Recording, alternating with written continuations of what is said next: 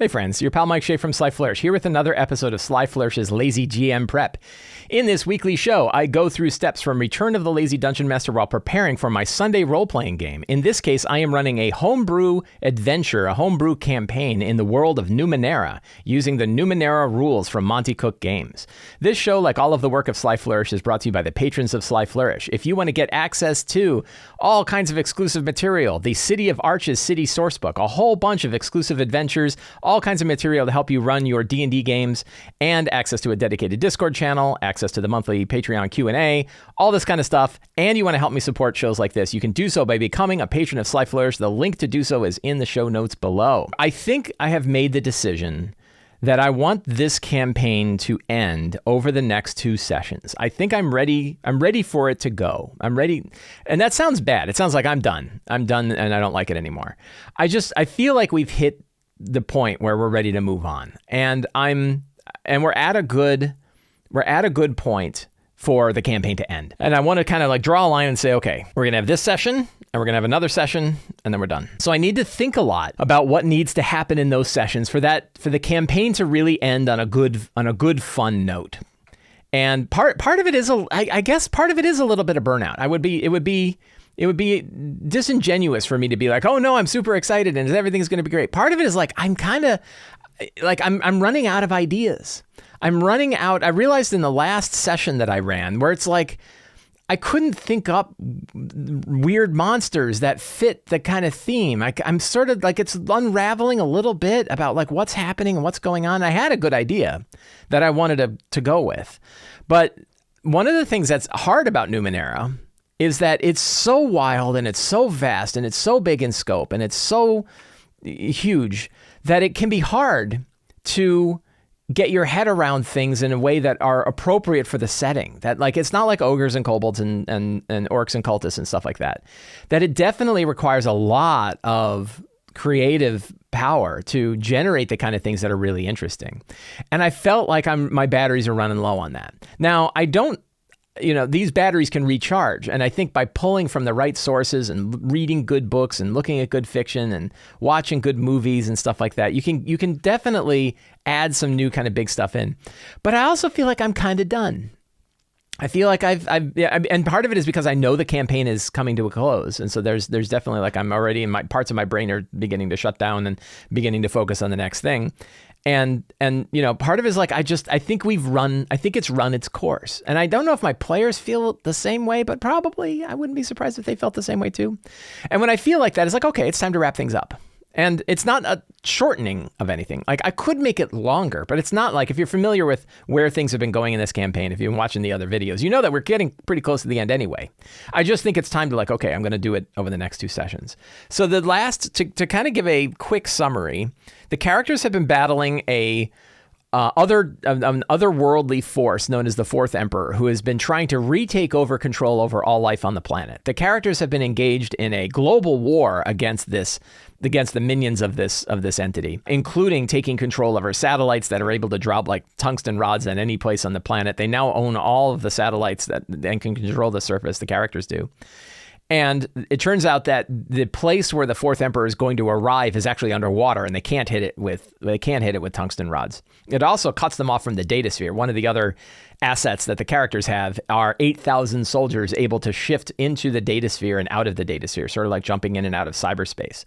But they can't reach that army because the data sphere is cut off from the ocean because of this weird Numenera device known as the Shield Below that the Fourth Empire has refired up to separate their work under the sea from the work up above, to limit access to the data sphere because they recognize that they can't trust the data sphere anymore. So the characters have gone down into the depths of the ocean. They have met with the Quiet Empire, a group of octopus people, very super intelligent octopus people. And they are working with the octopus people. They found the Shield Below. They infiltrated the Shield Below. They've been going through and fighting the various minions of the Fourth Empire below, which are known as Clayites. The drowned city of Clay is the final sort of place where this campaign is taking place.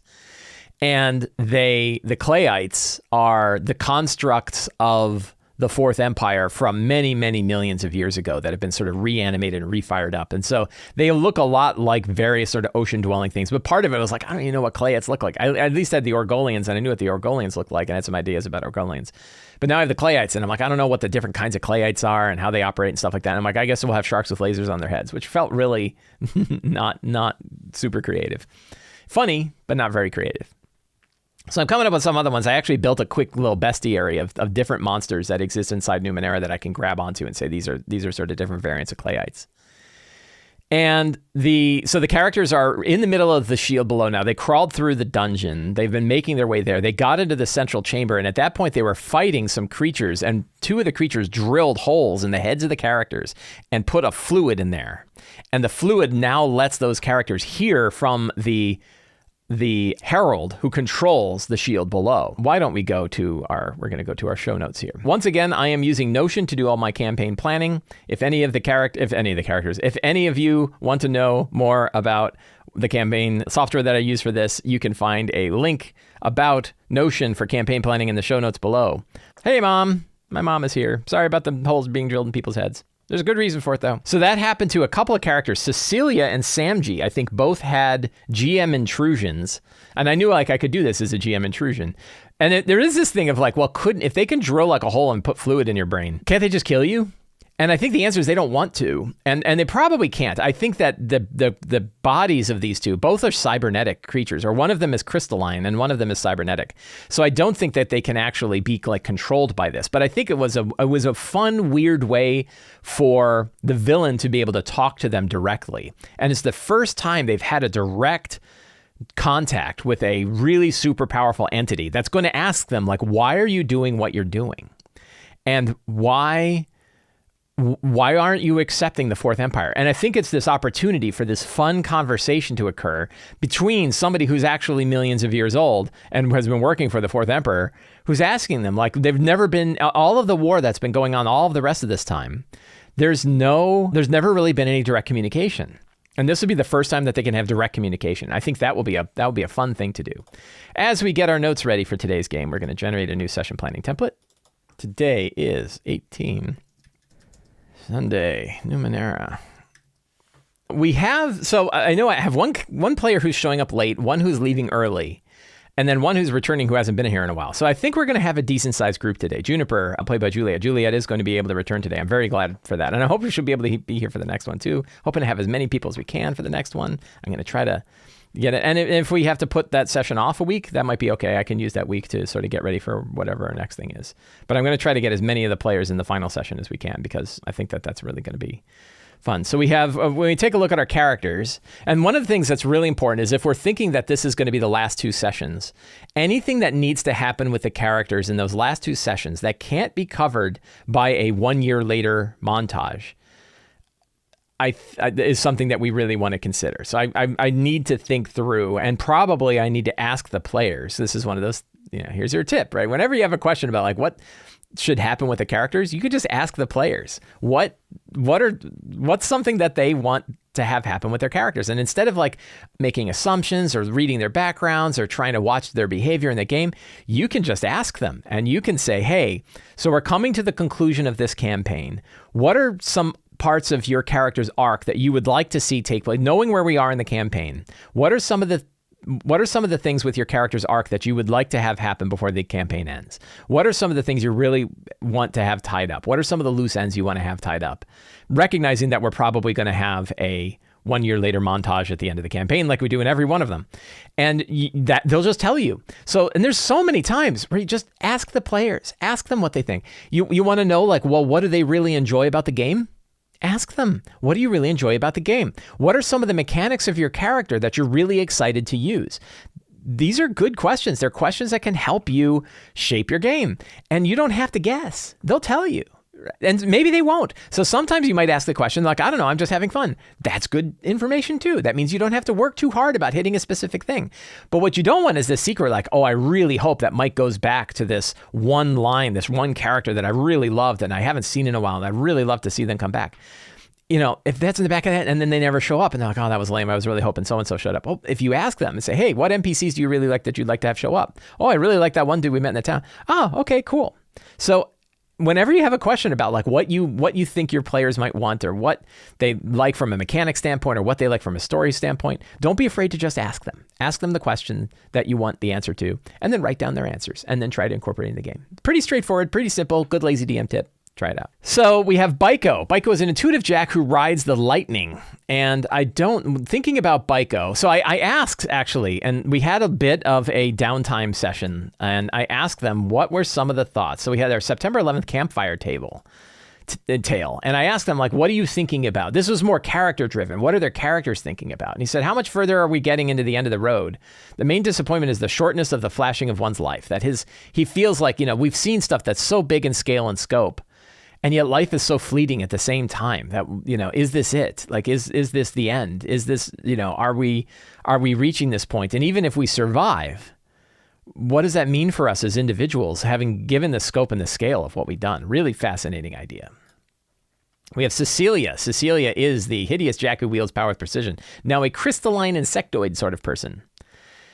And her tale was that listening to her friends and trying to imagine walking in their shoes, she knows that she has time left. She knows that she is going to perhaps live forever. She has a nearly limitless life. She's excited about what other Numenera is out there. What else has come to the surface? So much has happened in 2 years. What is the pace of the change coming forward? What she sees the great purpose in the lives of her and her friends. I thought that was a really, really interesting. Jad the Shade said he spent his entire life scrambling to salvage a life and to sustain life. And now his interactions in the data sphere, now he has these huge interactions in the data sphere and in the satellite, can't spell the. And he has this sense that the community is more than just his neighborhood. The community is global. And now he has so much impact. His impact is so much greater. How has he changed since that original sort of scrapping to survive? What does that mean? It was less about looting technology and now about saving a planet. And he has a sneaking alien feeling that being out of phase has alienated Jad, and what's going to happen after that? Very interesting. Juniper was not around. I think Nakia was around. Yeah, Nakia was around. Everything we've done has brought us together. When this is over, what happens to us as a group, right? They've been so bound together during this whole thing. But what happens? So many of them have had these big changes in their lives. Where is that going to go? And then Samji, fondness for his companions, a journey of rediscovery of oneself, reconciling with his past, reuniting with his family, one final push and he's just hoping to reach that nice retirement. He just wants to be able to retire, and he doesn't know if he's going to be able to make it. They all know that they're facing off against this super powerful entity. Just wants to be able to go to a nice property to retire, sharpen his weapons, hunt some animals. He's too old, quote unquote, too old for this shit, and worried about the ill intentions of those around and a strong connection to the group. So a lot of soul searching, figuring out what he's doing. And he knows that he's pulling favors, and he knows that he has to do this. Really powerful stuff. Good thoughts. And that was another one, that campfire tale idea, that while we can always just ask our players about the motivations of their characters directly, which I recommend, you can also run these kind of events where you say, like, the night before you reach this new place that you're going to, you're all sitting around a campfire and you're all thinking about where you've come from, where you've been, where you're going, what you want, and what your desires are for the future. Who wants to tell us more about these ideas, where your feelings about where you've come from, where you've been, where you're going, and what you want, and let the players kind of hem and haw. And you don't pick on anybody, right? But you might say, who wants to start? And somebody can start, and you sort of go around the table and let people go. And a lot of time they'll riff off of each other, and a lot of time they'll bring information in, and you get really good ideas about what the characters want. So we can also ask the players what they want, but we can also ask the characters what they want. And I found that stuff, like, none of that is super actionable. I can't look at what they brought back and say, oh yeah, this is how I'm going to tie into this hook into the game. But it really helps you understand the characters a bit. So I found that to be really, really good stuff, really interesting stuff. And I enjoyed it. So the strong start today, they are in the middle of a battle, and they were fighting. I don't even remember what they were fighting. I think it was some large sort of crab people and bunches of small spiders. And a couple of the spiders jumped on people's backs, drilled the holes, and then put the fluid in. And then they're still fighting the big crab folk. These weird, big, sort of half-cybernetic crab creatures that some are armed with, like, ranged weapons, and some have, like, claws and saw blades and things. And For those where the fluid was injected, what happens to them is they hear a voice in their head. It's a very ancient voice in a very ancient language, but whatever that fluid was, more nanotech stuff, whatever the fluid was, it said, who are you, right? Who are you? And what do you want? And this is the voice of the herald. And I think we said the third herald of the Fourth Empire. This is Selpha, the third herald of the Fourth Empire. Selpha is a herald, probably the last voice that the characters will hear that's this old, a voice of millions of years. The first time the characters have truly communicated with the Fourth Empire. She is I refer to her as she only because in my head, she is like the Borg collective voice in Star Trek First Contact. And I can't spell fourth. First time the characters have truly communicated with the Fourth Empire.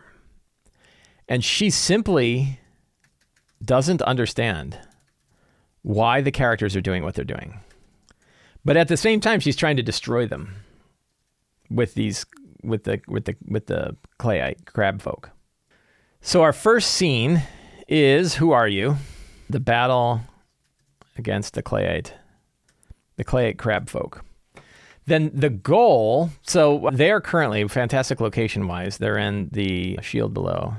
And if we look at the map for the shield below, they came in from the eastern side. They made their way through here. And this was an area where I was improvising the rooms. And I don't think the main problem that I ran into wasn't so much the cool stuff that they found. It was like the creatures that they faced.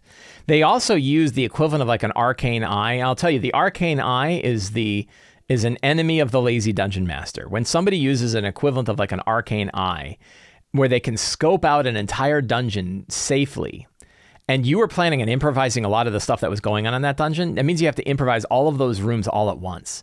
And that really hurts. And I've had a couple of times now where that's happened, where somebody uses Arcane Eye to scope out an entire dungeon, and I'm sort of improvising the dungeon. And I was able to show them some stuff, but it was very clear to the players that I was making stuff up as we were going. Like that one, I was not able to hold it back because I couldn't make it seem like everything was where they found it. So they found a bunch of stuff. They ended up going south. They made their way through these southern passages on this map, got into some rooms, found more secrets. They found the chamber that showed all of the former versions of all these other creations that the Fourth Empire had created. And then they made their way into that audience chamber directly. If you look right in the center of the map to the low, it looks like there's like a semicircle audience chamber. That was sort of a control room for the massive structure. The massive structure is in that center room. And that was where they got attacked by the crab folk.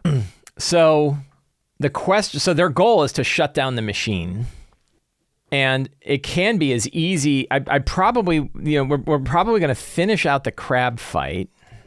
Let me keep that window open. We're probably going to finish the battle with the crab folk, the crab people, and their goal is to shut the machine down. So then the question is, well, how can they shut it down? And I think the only way is to face and defeat Selpha. So they have to find her. And I think, so they're in that chamber, and I think Selpha is probably in that, we're going to go to that far northwestern chamber, that circular chamber on the northwest side. So they have to make their way through these halls. But I think that I want them to be able to know where she is, so they know how to get there. And we could do like a little bit of kind of the sense of urgency of more of the Clayites are sort of mobilizing and getting active while they're running through these halls to try to face her and destroy her so they can stop the machine.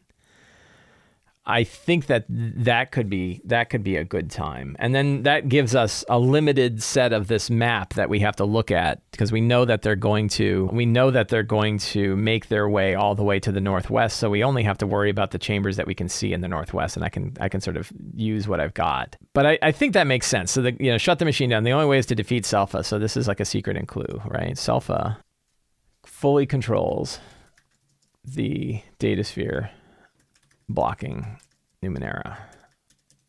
She must be shut down for the data sphere, for the machine to be shut down. She's hogging the remote, says Sunjammer. Exactly.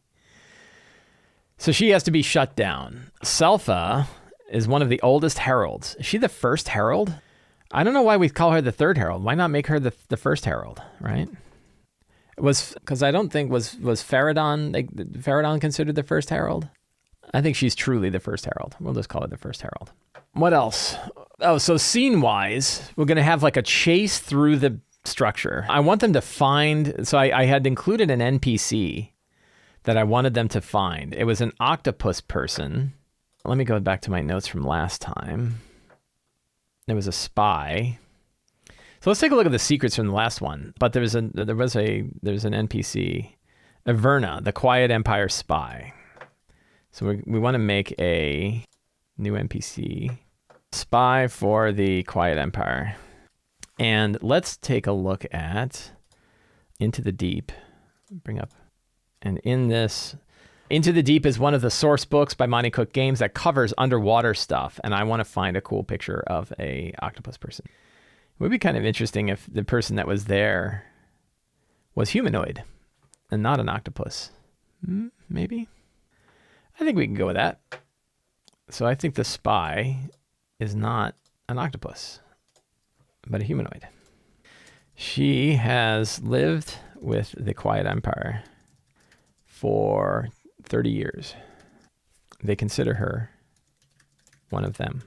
Who do you think helped the Quiet Empire build devices and structures to support humanoids? That could be fun. I think that works. I'm good with that.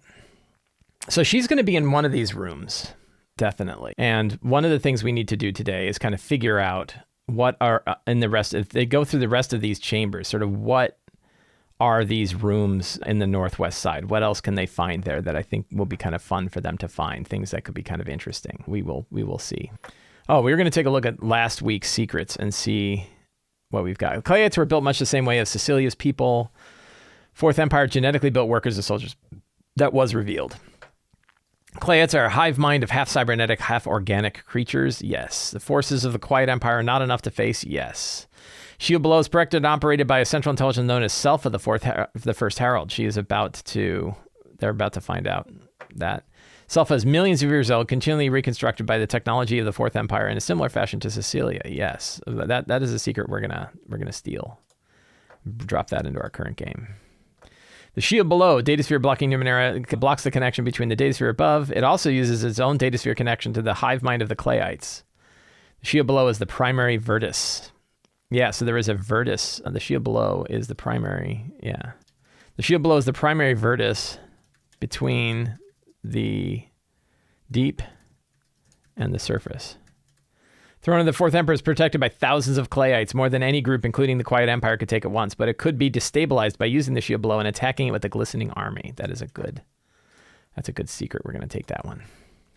The Hex was engineered by the nanos of the Fourth Empire as a universal sentient nanite. Yes, we did discover that. The datasphere here in the deep is organic, not technical. We didn't, but I don't know what that means.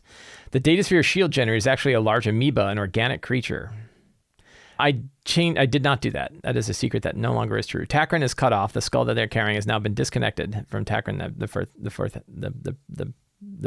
Takran the Herald.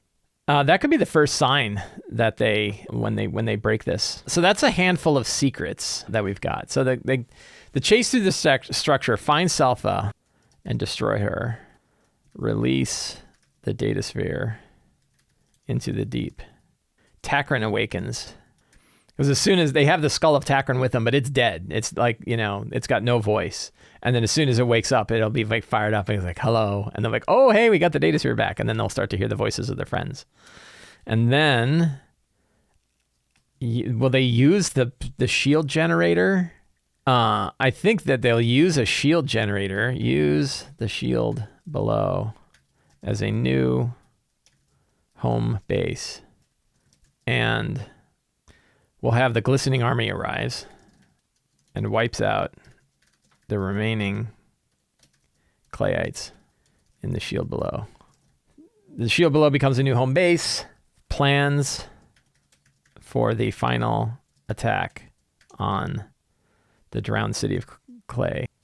The final battle, the final infiltration, final battle against the Fourth Empire, the Fourth Emperor, 1 year later.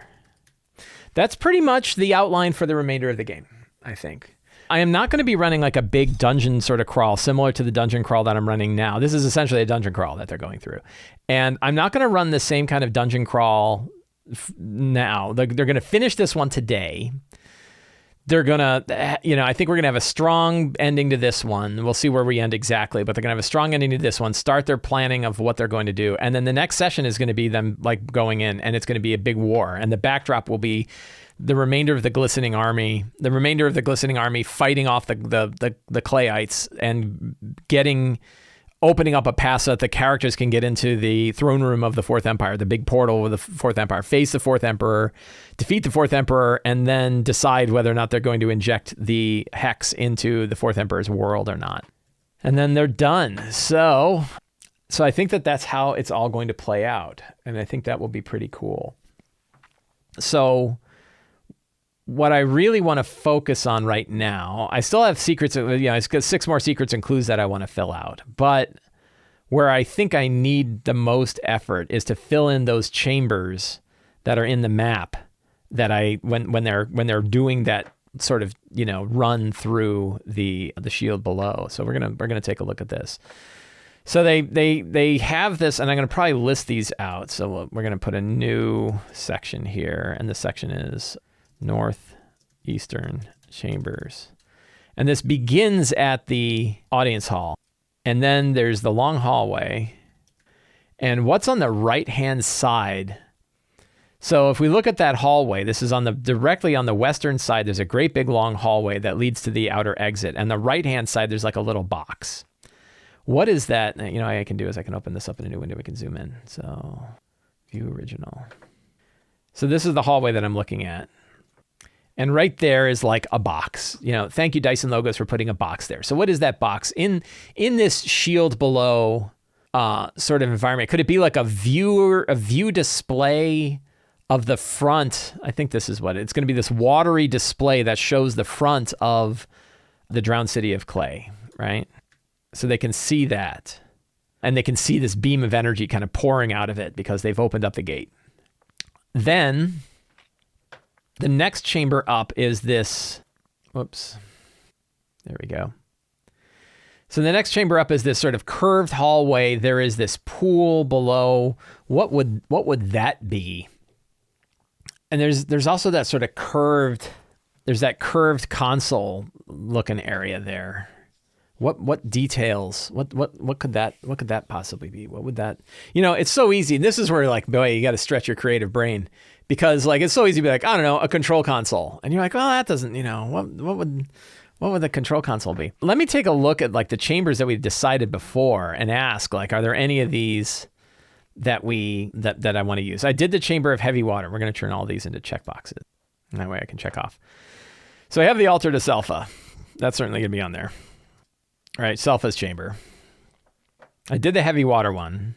I did the ancient armory. I did the example of the races. I did the representation of a hex humanoid. The early rendition of a gleaming soldier. That might be kind of...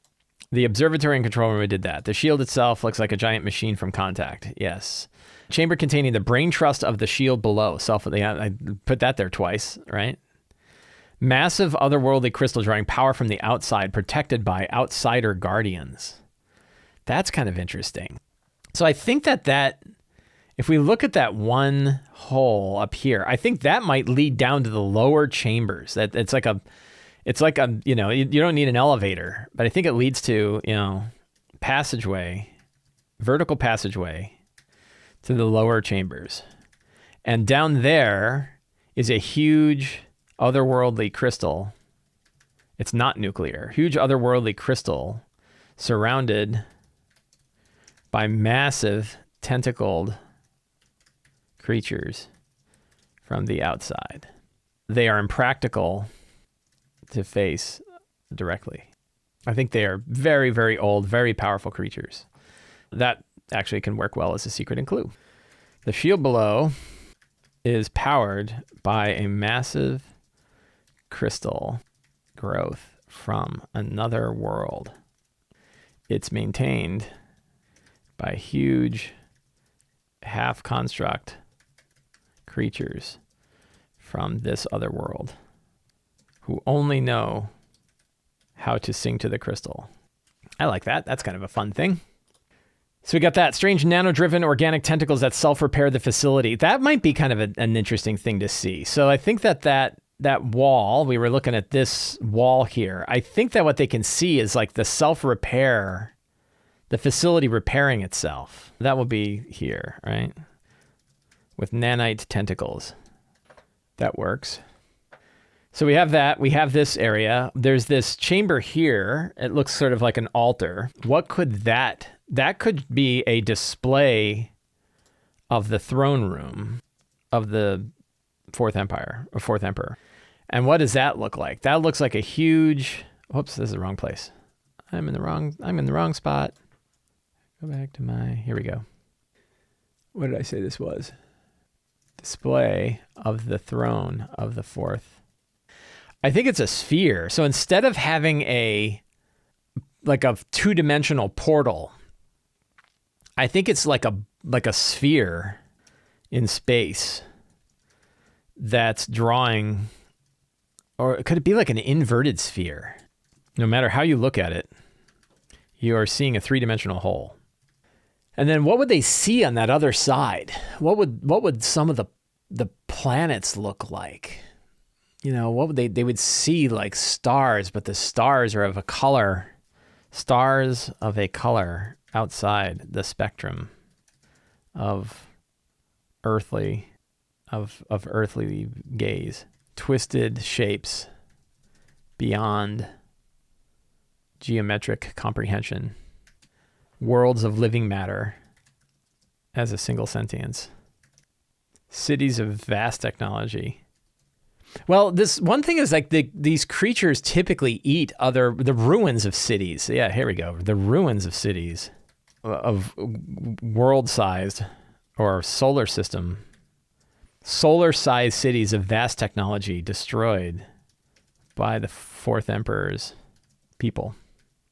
By the Fourth Emperor's what, siblings? Because they eat universes. And I think that is kind of an interesting, that's a powerful secret and clue, right? The Fourth Emperor isn't the only one. The FE is a creature known as and I think, oh boy, what was the name of the Fourth Emperor creature? God, what bestiary? I think it was Bestiary 2. Let's take a look and see if we can find it.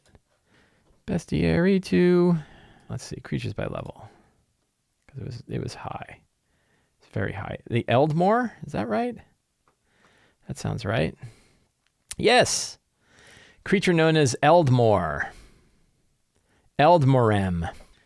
The Eldmorem. Dimension-traveling destroyers that arose in a distant parallel dimension. Half-living, half-automaton. Cysts between dimensions, only waking from sleep of ages when disturbed. Perfect. I love that. Going back to our locations here. Display of the throne of the Fourth Empire, and they can learn stuff about it. In one of these chambers, they're going to find the new NPC we were just creating. What was her name? Enerva. All right. So we have that chamber filled, and we can move that to another place as well. What is this smaller chamber in the lower left side that they might enter? That could be just a, spider worker control room. That doesn't have to be, not every room needs to be, crazy. Building where they build nanites, construct new spider workers. That's that chamber. Then we have this hallway, and we have these kind of things on the outside of the hallway, probably guardians. Guardians of Selpha. What would they look like? We can actually, I made up a new bestiary because I was having trouble thinking of like what these creatures are like. So I said, let's have some bestiary of the drowned city of clay. So we have these guys, like, and that might not be bad. Weird, like bubble creatures. These guys look pretty cool. I like these dream slakes. Lots of tentacled aliens and things like that. Ooh, these guys look cool. Radamanths. The Tignogs, I think, are going to be like the spider creatures. That thing's weird. I don't know what that is. More tentacled horrors. And there's Eldmore, the Fourth Empire. I could have looked at my own bestiary. Fusers in Kona. Those are pretty cool. There's your laser sharks. And I think these are like the crab creatures. So I did go through the bestiaries. I went through and kind of found them. But I think the guardians might be like these guys. The Argonide wardens. So that's the outside of this semicircle. Then we have these other chambers. One of those could be like a spherical library. Oh, one of them is datasphere connection, right? So I think that the lower one is like a datasphere connection. Whoops. A datasphere Virtus of unimaginable age, but it still works. And then one is the library, Selpha's library, which what is it? We're going to do some Superman stuff here, and they're crystals that sing tales that transfer information. And then we have the altar of Selpha itself. So I think that covers all of the major areas that they are likely to hit in this next area. And I'm expecting they're not going to just have to fight. My thought is they're going to try to get there. The only chamber that they have to face where and actually fight something is Selpha's chamber. So they're going to face their robot. They're going to face their current crustacean groups. And then they're going to make their way through, try to seal off these halls or get past these guardians somehow. They're probably level 5s, those guardians. So pretty hard. And there's like 3 of them, maybe there's 3 of them, but one of them is not able to be not active. And I think that would be pretty good. So that gives me a good amount of stuff for them to explore while they're going through here. I added a few secrets while I was going. So I've got 1, 2, 3, 4, 5, 6. I always have 7. I always have to come up with 3 more. So I need 3 more secrets and clues that the characters could discover over this next session. Things that they will learn. They will learn the portal bringing in the Fourth Empire is active, powered by the same sort of otherworldly crystal as the shield below. The portal is an inverted sphere. No matter how you look at it, you see the inside of a hole, the inside of a spherical hole. The world of the Fourth Emperor are the ruins of countless worlds and dimensions, universes, devoured by the Eldmorim. That feels pretty good. There's my 10 secrets. And I got my locations, of course. So I've got my list of NPCs. We'll put a couple here. We have Takran. We have Rabbit, because they'll be active when they come back. We have Enerva. So we're good there. Monsters, we have the bestiary of the drowned city of clay. So that's all set. That's handy. It's handy to build your bestiary if you know you're going to use it in multiple games. You write your bestiary on a separate page, and then you can just link it to monsters. Treasure, we can always roll. We'll probably just do ciphers. There'll probably be an artifact or 2 in Selpha's chambers. And then we have our session notes. Friends, I want to thank you for hanging out with me today while I prepared for my Numenera game. I feel good. I feel prepared. I'm excited to run this game. I'm excited for the coming conclusion of this campaign. It's going to be a really good time. I want to thank everybody for doing this. I want to thank the patrons of Sly Flourish for supporting the show. If you like this show and you want to help me out, you can do so by subscribing to the Sly Flourish newsletter, where you get a new adventure generator PDF plus a weekly D&D article sent to your inbox every week. You can buy my books directly directly on my Sly Flourish bookstore. The link to that is in the show notes below. You can become a patron of Sly Flourish, getting access to all kinds of exclusive materials, an exclusive Discord channel, all sorts of supplementary material, things to help you run your D&D games, the City of Arches sourcebook, the Patreon Q&A, all kinds of great stuff for becoming a patron of Sly Flourish. And you can help share this show. You can subscribe. You can like the video. You can send it to a friend. You can let them know how much you've enjoyed this.